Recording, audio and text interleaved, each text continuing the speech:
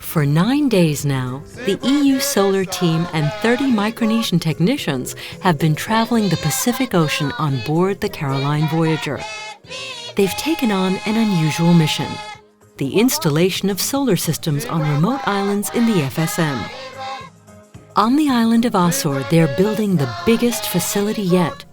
But is everything going according to plan? The last episode in our series, Solar in Paradise.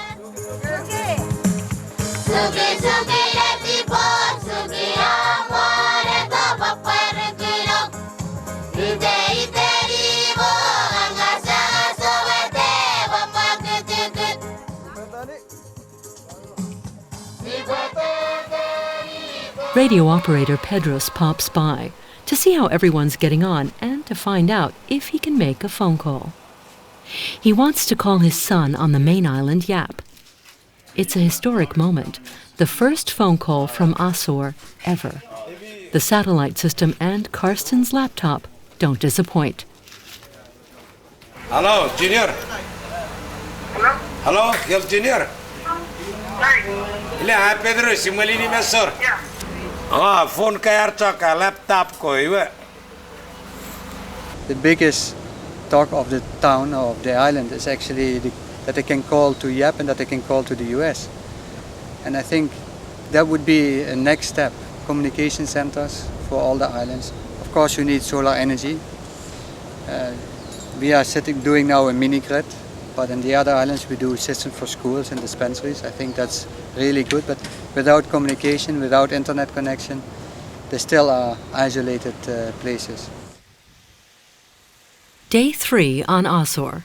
The system is roughly in place. Tomorrow it'll be put through its paces for the first time. Axel is pleased, but he's concerned about the future. There is donor funding. In one way or another, systems go to communities, solar systems. So it's high tech, and they get rolled out, and you're on a tight time schedule. Time is money, all of this stuff. And you end up not spending enough time really with the community, with the local operators that you're training. So we bring money in a way, indirectly, through aid, and we bring technology, but we don't bring enough time. And so from that point of view, I think there'll be more support needed. And I think the EU's involvement, further involvement here in FSM will ensure that.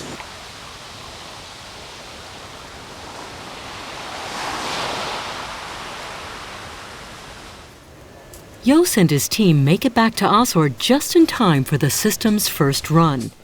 In 2 months, they'll be back on Fadrai to continue with the installation there. Jos is impressed with the progress here. How does this strike you? Well, when you come in there from that side, it looks fantastic, eh? Really nice. Oh, yes. Yeah. 495. Final checks. Karsten and Peter test the voltage on every panel and look to see if all the cables have been properly laid. Okay, thanks. Looks good. Only that one, huh? Still Only one is left. Yeah, I was just checking. Yeah, but the stickers, we checked the stickers, they are correct, but are they maybe internally wired? Then we have to One module isn't functioning properly. The voltage is too low and the reasons need to be made clear. Wrong, but it's not an obvious mistake because the wiring seems to be correct. It may be that there is a problem with the panel. That's actually the only thing we can think of.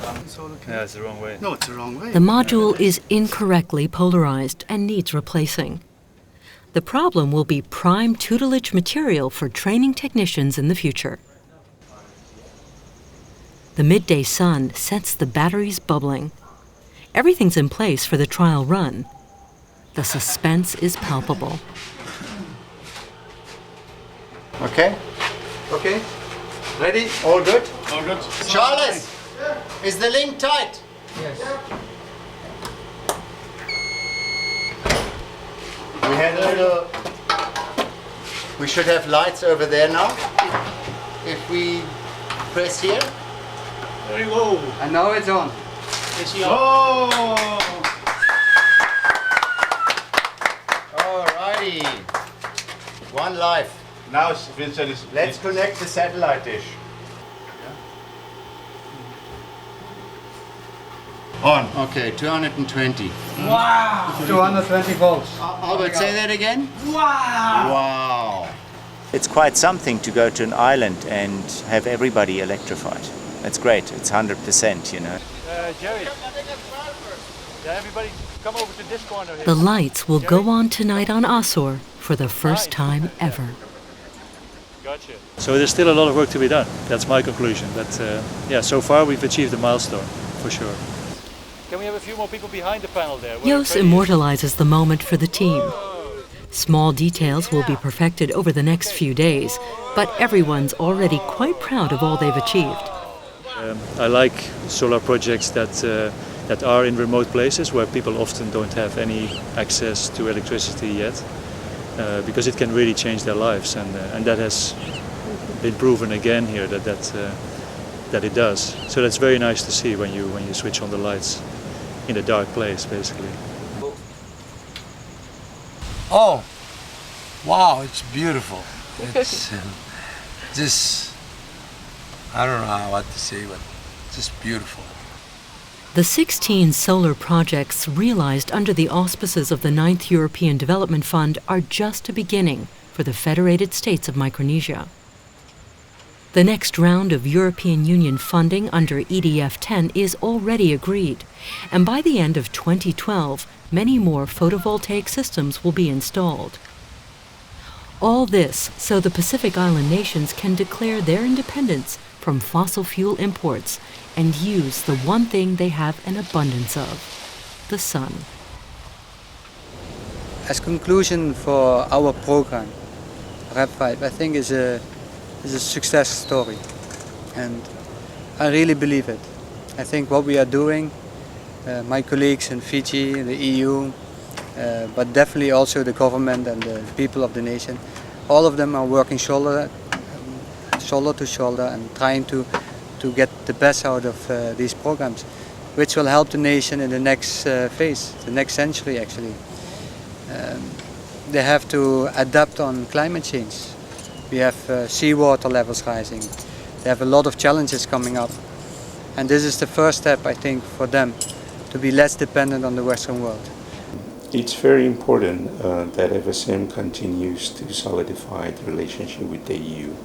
So far, it has been a very strong and successful relationship, and we want to continue with that momentum. EU is kind of taking the lead role in making sure that renewable energy is part of our social economic development. DDV, thank you for this opportunity. European Union, thank you too. Yeah. Micronesia, thank you for inviting us. Angela, thank you for Angela, thank you. It's been nice having you with us. Really? See you next time. EDF 10, we are coming.